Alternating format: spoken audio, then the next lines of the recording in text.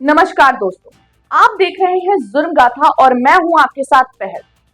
आज हम बात करने जा रहे हैं उस खबर की जिसने पूरे झारखंड की राजधानी को हिला कर रख दिया। लालपुर के एक गर्ल्स हॉस्टल में एक ऐसा राज सामने आया जिसने लोगों को ये सोचने पर मजबूर कर दिया, जहां लड़कियां किताबों में डूबी होनी चाहिए, वहां चल रहा था देह व्यापार का गंदा खेल। रांची के ओम गर्ल्स हॉस्टल में पुलिस ने जब छापा मारा तो वहां जो नज़ारा देखने को मिला उसने सबके होश उड़ा दिए। 10 कॉलेज गर्ल्स और एक युवक को पुलिस ने मौके पर गिरफ्तार किया। ये वही लड़कियां थीं जिन्हें उनके परिवार वालों ने पढ़ने के लिए शहर भेजा था, किताबें और क्लासेस के लिए।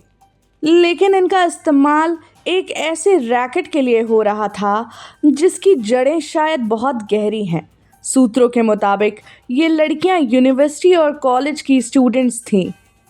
पार्ट टाइम इंजॉय और एक्स्ट्रा अर्निंग के नाम पर इन्हें इस जाल में फंसाया गया। हर दिन 3 से 4 हज़ार रुपए तक की कमाई होती थी, और वो भी पढ़ाई के नाम पर हॉस्टल में रहकर। पुलिस को गुप्त सूचना मिली थी कि इस हॉस्टल में देह व्यापार का रैकेट चलाया जा रहा है। जैसे ही ये खबर पुख्ता हुई, सिटी डीएसपी विक्टेश रमन, कोतवाली डीएसपी प्रकाश सोए और लालपुर थाना प्रभारी रुपेश कुमार की अगुवाई में एक टीम बनाई गई और फिर हुआ वो छापा जिसने पूरे इस नेटवर्क को उजागर कर दिया। छापेमारी के दौरान पुलिस ने कई कमरों की तलाशी ली, मोबाइल फोन्स, चैट्स और ट्रांजैक्शन डिटेल्स भी खंगाले जा रहे हैं।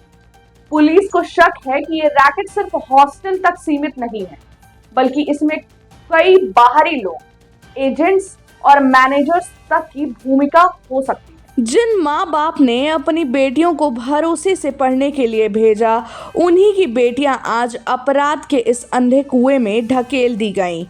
कई लड़कियां शायद मजबूरी में तो कुछ लालच या दबाव में इस काम में शामिल हुई, लेकिन सबसे बड़ा सवाल ये है कि क्या कॉलेज कैंपस और हॉस्टल अब सेफ है? क्या किसी के लिए ये सिर्फ पार्ट टाइम अर्निंग का जरिया बन गया है? पुलिस की शुरुआती जांच में खुलासा हुआ कि ये रैकेट काफी वक्त से चल रहा है। हॉस्टल के अंदर एक खास कमरे में नेटवर्क ऑपरेशन होता था, जहां से लड़कियों को शहर के अलग अलग इलाकों में भेजा जाता था। वहीं हॉस्टल प्रबंधक की भूमिका पर भी सवाल उठ रहे हैं। क्या उन्हें सब कुछ पता था या उन्होंने इस खेल में अपनी आंखें बंद कर रखी? अब पुलिस ये जांच कर रही है कि इस पूरे रैकेट का मुख्य सरगना कौन लोग हैं जो इन छात्राओं को इस जाल में फंसा रहे हैं। वैसे ये पहली बार नहीं है जब झारखंड में ऐसा मामला सामने आया है।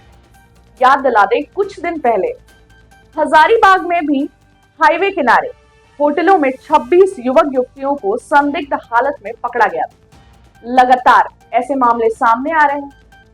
ऐसे मामलों का सामने आना ये साबित करता है कि देह व्यापार का ये अंडरग्राउंड नेटवर्क अब शहरों के दिल में घर कर चुका है।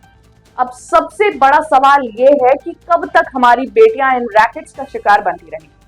कब तक कॉलेजों और हॉस्टल्स की दीवारों के भीतर ऐसे अंधेरे पलते रहेंगे? पुलिस ने जांच शुरू कर दी है और उम्मीद है कि बहुत जल्द इस गंदे धंधे का जड़ समाप्त हो जाएगा। साथ ही साथ पुलिस इस पे एक्शन लेगी और ऐसे लोगों को गिरफ्तार कर सलाखों के पीछे भेजेगी।